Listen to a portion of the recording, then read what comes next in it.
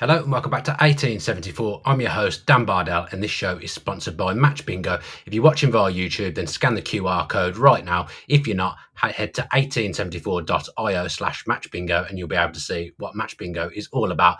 I played again last night for the World Club Cup. Very, very unfortunate as always. Came close to winning £25. Didn't quite, but it's your chance to win between £25 and £250 if that's your thing whilst you're watching the football. So check out Match Bingo if that is your thing and help support our channel.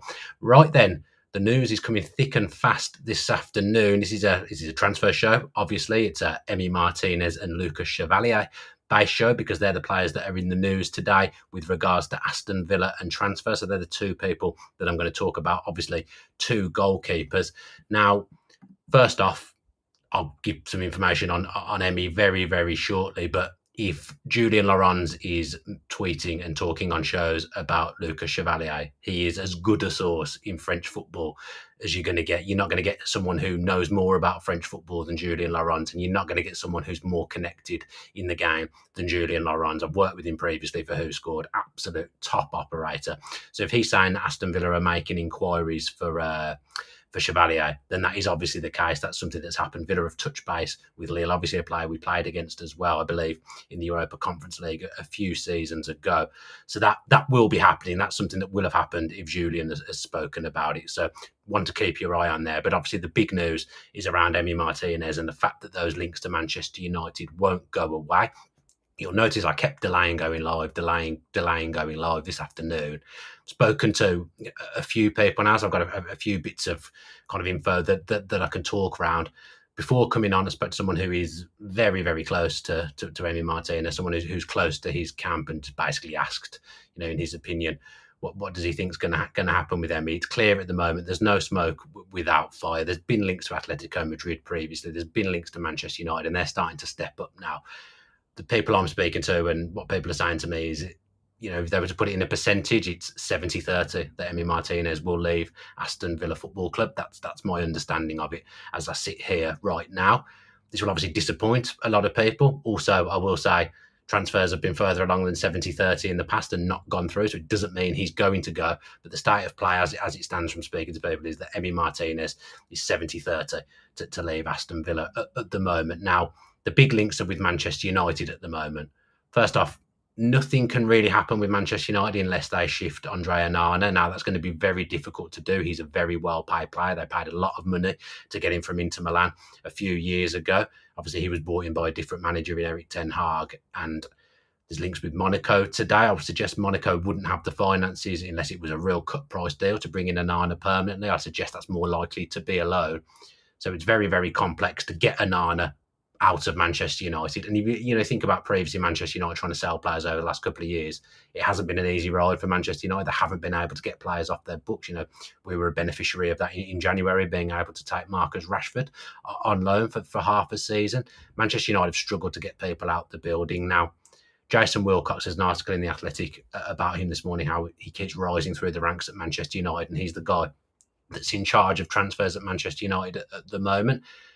He will want to make a splash. He will want to make a stamp, and he knows that goalkeeper is a problem position for Manchester United, and it's the position that the fans of Manchester United are most keen to get sorted, along with centre forward. They are not happy with Onana being the number one goalkeeper, but they want a more reliable option. Now, that option is looking like Emi Martinez. Obviously, he's a big name. He brings a lot with him. It's for shirt sales in Argentina, things like that. Manchester United don't need help with shirt sales, but he's a big presence. He's a big name. He's the type of character that would help them try and get back to somewhere where they want, somewhere near, where they want to be. And I can understand why they've targeted him, even though he's 32 years of age. Now, I think if Villa are in the Champions League, I don't see this as being something that's on the cards. I don't think Emi Martinez would be looking to leave, because we know that he wants to play at the highest level possible. I think if we're in the Champions League again, I don't think Manchester United is even an option. But he's now at a club that's not in the Champions League, in Aston Villa. Of course, Manchester United aren't in Europe at all. But if he is after a new challenge, and he's open to it from what I know and the sounds of it, then Manchester United, He's the type of character that would take great pride in getting Manchester United back to somewhere near where they need and want to be. If you think about when he joined Villa, he spoke about getting Villa into the Champions League. That was his ambition, of course, trying to win something with Villa as well. That hasn't quite happened. We haven't managed to get that over the line. But he's the kind of character that is always very intrigued and very invested in projects. So although, if he goes to Manchester United, I'll be absolutely heartbroken. And in a lot of ways, I wouldn't understand it because Villa are a better option, a better club than Manchester United at the moment. I can see with his character and the way he is why that would be appealing. Now, at one point, I think Atleti looked the most likely, and then the World Club Cups come along and that window shut and that move hasn't happened. So I think that might be off the cards now from speaking to a few different people. And I think, Atleti would have been, I think Villa fans could have stomached him going to Atleti in the main. We wouldn't want him to go, and I'm one of the Villa fans that doesn't want him to go. He's an absolutely class goalkeeper. He's world-class goalkeeper.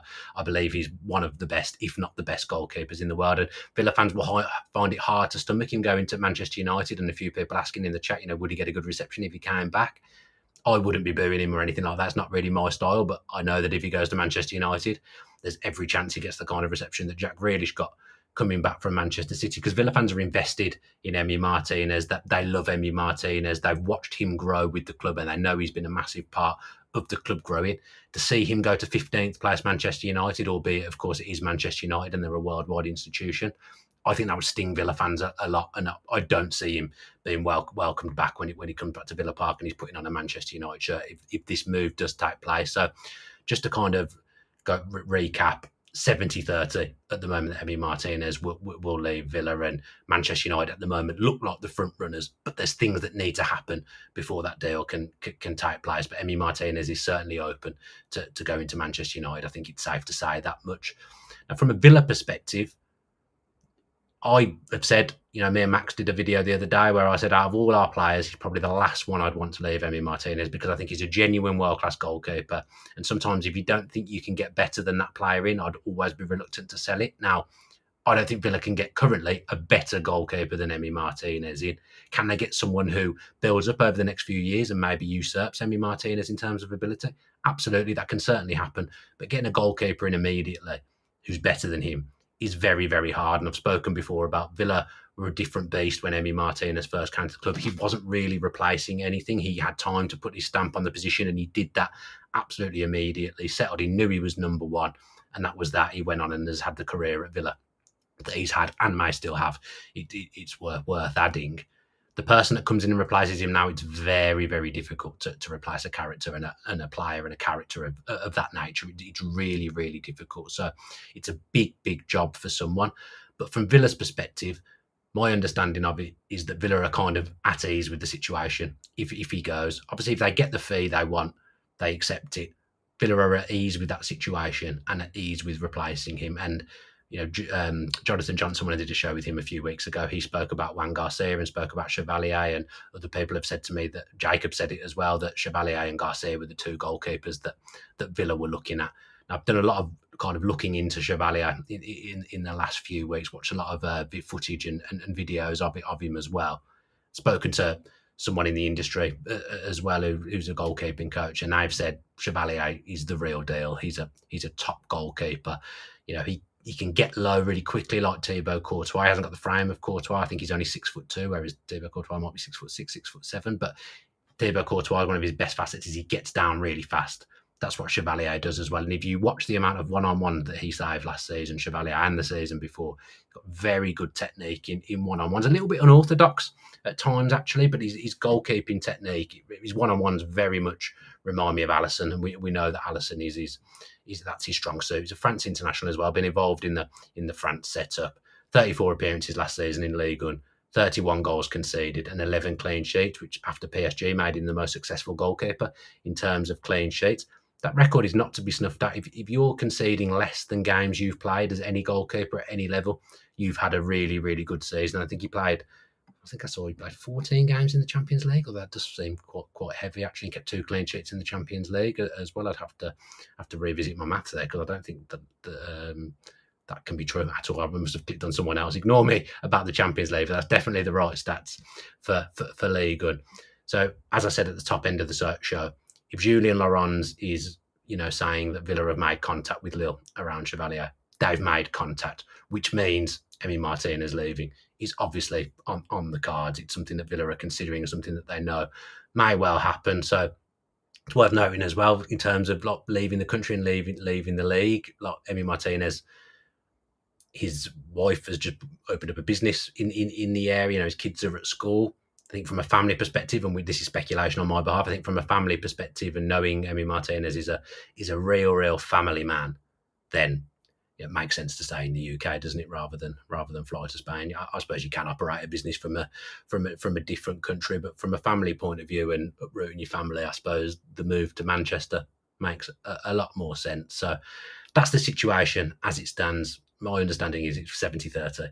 Emi Martinez will leave Aston Villa Football Club, but it's worth always caveating that with saying things can change. Things change in football all the time. And Julien Laurens has said that Villa are in for Lucas Chevalier. So they'll have been making those inquiries because it's Julien Laurens and he knows absolutely everything about French football. Let's have a little peruse of the comments now. Bloom says, if Emi goes to United, it will be worse than Dwight York and he won't get a good reception for the Holt end. I mean, I agree with the second part of that. I've said that. Would it be worse than Dwight York? I mean, Dwight York sacked it off completely, didn't he, in his last game for Villa? Let's be honest. And I spoke to Neil Dunworth earlier, and he was saying on his podcast, people were saying that Emi got sent off on purpose against Manchester United. It's absolute baloney. Manchester United had absolutely nothing to play for. There's absolutely no chance Emi Martinez deliberately gets himself sent off against Manchester United. That's just not the case at all. So, yeah, I don't know why people are saying that. He just got sent off. It wasn't done on purpose. Nothing to do with a potential move to Manchester United. Rachel Inshaw-Lewis says, I understand that some will boo, but it's not for me. Emi has done a lot for Villa, and I think he's only going because we need it. I do think it'll be a mutually agreeable thing. If he does go, Villa will be happy with it and Emi will be happy with it. It's worth saying as well that he has changed agents. Unless you think a move is on the cards, you don't change agents. You don't go and have Jorge Mendes represent you in this summer without thinking that a potential move might be on the cards. And he's an agent that Villa have worked with many times as well, and Villa know well, obviously, that things like that help in the smoothing of operations and touting moves around. So it would be a difficult one to take. But if he does go, I will say it's worth noting that Villa and Emery are completely at ease with that situation. And, they'd all have to agree for him to want to go. He's under contract. He signed a new contract 12 months ago. That's the state of play there. What else have we got here? I'm sorry, Gisham, I've upset you there. Hi, Dan. Tell me Emi isn't going to United anywhere else but then bringing back Dwight York vibes. Laughed and Proud said, what's the crack, Dan? Did you ever get the impression that Unai was considering a replacement for a while? Not really. I think it's just quite clear that Villa have to move players on and try and restructure their squad. And, you take away SCR and PSR, even to be able to reconstruct the squad a little bit, they need some finance. So players are always going to go, but it's quite clear that someone needs to make way on big wages and for the UEFA rules, and Emi's the one on the biggest wage. So it makes sense from that point of view. And Emery will back himself as a coach and the goalkeeping coach and the structure he has around him. He'll back himself to work through this. We've worked through players leaving before. We worked through a big player for the team leaving last summer. It's something Emery's very good at reconfiguring, and not Emery, sorry, it's something Emery's really good at reconfiguring and reconstructing a team. So I don't think it was something that's been necessarily planned for a long time, but I think certainly over the last couple of months, Villa will have been making contingency plans, and Villa will have known that this potentially is something that could take place. I think maybe Villa would have expected, this is speculation again from me, I think Villa maybe would have expected it to be abroad or to Saudi, though, although I understand, Emery's got no interest in Saudi whatsoever, so credit to him, because a lot of players would take the money and go to Saudi. He's not one of them. For him, it's about ambition and projects, and people would question him going to Manchester United as showing a lack of ambition, and I get that, and I would agree with it to an extent, but to another extent as well, I can see the appeal for someone with his personality and his character of going there and almost trying to reinvent Manchester United. That Emi's got a huge ego. He was a huge goalkeeper, a huge presence. I love him to bits, but he's got a massive ego, and it does strike me as something that would appeal to him, and he's right to have a massive ego as well, with everything that he's achieved for Villa and for Argentina. Steve Berry, United is a sidestep at best. It must be a wages thing. I won't be cheering him. I don't think it will be wage related. I can't see that he goes to United and picks up much more than he's on at Villa, although albeit they do pay more. But Manchester United aren't flush at the moment. They're making sacrifices all over the place, but yet still be able to spend money on the football side of things, because off the pitch they're cost cutting left, right, and centre. What else have we got? Quite a lot of people just talking amongst themselves. Paul Tempe says this is worse than Grealish, Delph, and York combined. I can see why it would feel like the worst one. I'm never going to be someone that's going to abuse Emi Martinez. It's not really my style. It's not something I'm ever going to come on here and do. Even if he leaves, I'm still not going to do it. I'd be disappointed and I'd be upset, but I'm never going to abuse him. But I think, some of those sales, especially the first two, Grealish and Delph, came at a time when Villa weren't the beast they are today, and maybe that makes it more upsetting in some ways that we do feel Villa are going to win something under this regime. But like I've said previously, all parties seem to be at ease with this. That's the only thing I would say about it. Don't think enough fans know how much he loves the club. I think there's no doubt that Emi Martinez has loved Aston Villa whilst he's been playing for us. And Andy Hiley says here, Dan, there are a few better options out there, in my opinion. You can't be of that opinion that, I presume he's talking about me rating Martinez on last season, surely. Fully agree if it was 2 to 3 seasons ago. I think the exciting thing for me would be, and I've said he's the last person I'd sell, if you do get a younger goalkeeper in, you're potentially looking at your next 10 years sorted. Chevalier, every team has got brilliant experience, played in Liga and played in Europe a lot as well. Being part of the France setup is a massive thing. They're an elite international football team, and he'll come bursting with character, and he'd want to put his own stamp on the position as well. I think it's hard to follow Emi, but from looking at Chevalier, he looks strong. He looks like he's a strong world character as well. He looks like he's a fantastic goalkeeper with room to grow as well. I think like the robustness maybe of goalkeepers coming from foreign countries sometimes concerns people, but I look at him and think he's stocked. Like I don't think that he's it would be a problem. The physical side of the Premier League, and Ligue 1 is a physical league as well. I always think when you come in from Ligue 1 and Germany, you've got more of a chance of hitting the ground running in the Premier League, because there's more similarities between those two leagues than maybe La Liga and Serie A. I think that will probably do us. Hopefully you've enjoyed this show as much as you can. Not just coming on here and giving opinion and little bits of information that I've heard, and I'm aiming to be back on tomorrow doing another transfer related video as well. So do watch out for the channel. As I say, just jump on live when I think something's going on and something's worth talking about. It has been a bit quiet, but I did feel today with the news that was going around, it was definitely worth jumping on and doing a show and getting the kind of general feel of what people who watch the channel are thinking. And there's a lot of disappointment out there, but nothing is done yet, albeit I think it's looking more and more likely with each passing day that Emi Martinez will leave. Right, if you've watched via YouTube, if you could subscribe with your post notifications on, that would be absolutely brilliant. Subscriber numbers really important at the moment. They're rising all the time, so please subscribe to the channel if you can. Give us a like as well if you've enjoyed the video, and also leave a comment just kind of giving your thoughts on Emi Martinez, and I'll try and get back to as many of you as possible. I haven't got a hectic weekend this weekend, so I'll be able to reply to a few things on YouTube. If you're listening via audio on Apple or Spotify, then give us 5 stars, leave us a nice review, or leave us a nice comment. That would be really appreciated. Another thing you can do for me if you're enjoying the content is go and check out Match Bingo, 1874.io/matchbingo to download the app, and the QR code is on the screen throughout if you're watching via YouTube. So yeah, that's it. Let us know in the comments as well anything that you would like to see. I've been struggling for ideas a little bit this week because it's been quiet. Let me know if there's anything you'd like to hear me talk about, or anything you'd like to hear me do a show on, and any guests that you'd like. I know you mentioned David Ornstein the other week. I have pinged him a message, so we'll see what we can do about that. But I am trying to line up guests all the time. I've still got an ex-Villa player coming on, hopefully very, very soon, which everyone loves him, so he'll be a great person to have on as well. Don't forget to do all those things that I just mentioned, and as always, have a great weekend, and up the Villa.